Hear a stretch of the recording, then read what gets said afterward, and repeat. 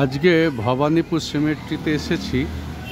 আজকে আমাদের একজন চার্চ বিশ্বাসী প্রভুতে নিদ্রা গেছেন, তাকে কবর দেওয়ার জন্য এসেছি।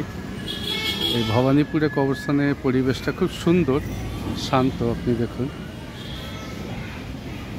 আপনাদেরকে আরও কিছু দেখাচ্ছি। এটা একটা ঐতিহাসিক কবরস্থান, আপনারা দেখতে পাচ্ছেন।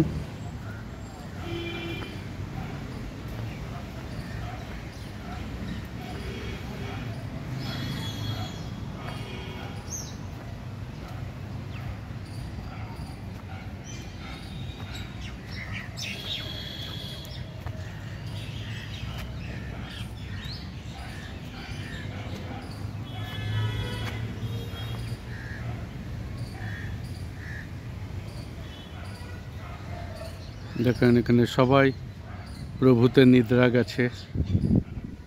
এই সেই কবরস্থান ভবানীপুর।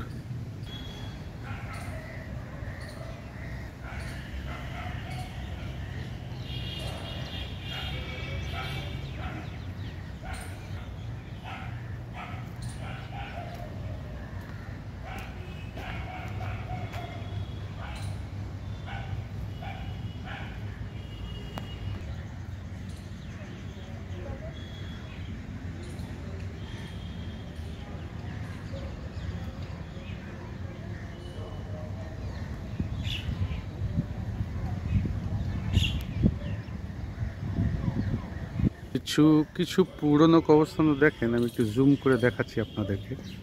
দেখুন, বট গাছ হয়ে গেছে এতে। দেখুন, পুরনো কিছু কবরস্থান যেগুলো একটু ভগ্ন দশা হয়ে আছে।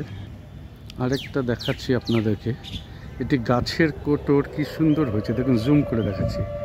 সেখানে একটি ক্রস রাখা আছে গাছের কোটরে, দেখুন কি সুন্দর। গাছের কোটরের মধ্যে এই গাছ আর এই ক্রসটা রাখা আছে। কি সুন্দর করে ওটাকে সাজিয়ে রেখেছে তারা, খুব সুন্দর লাগছে দেখতে।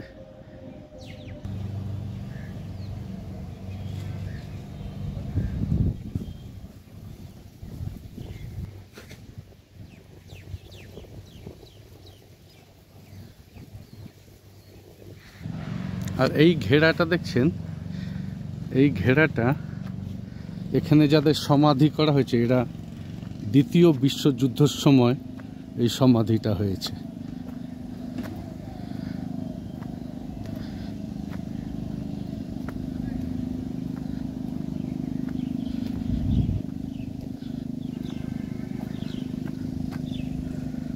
এই দেখেন, এই সমাধিগুলো, এরা দ্বিতীয় বিশ্বযুদ্ধের সময় সোলজার ছিল, সে সোলজারদের সমাধি এটা পুরো।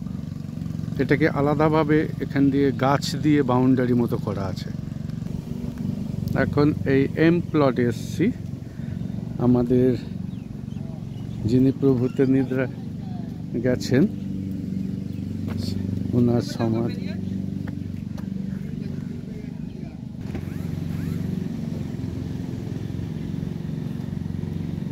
কবরের জন্য মাটি খোঁড়া হচ্ছে, দেখুন।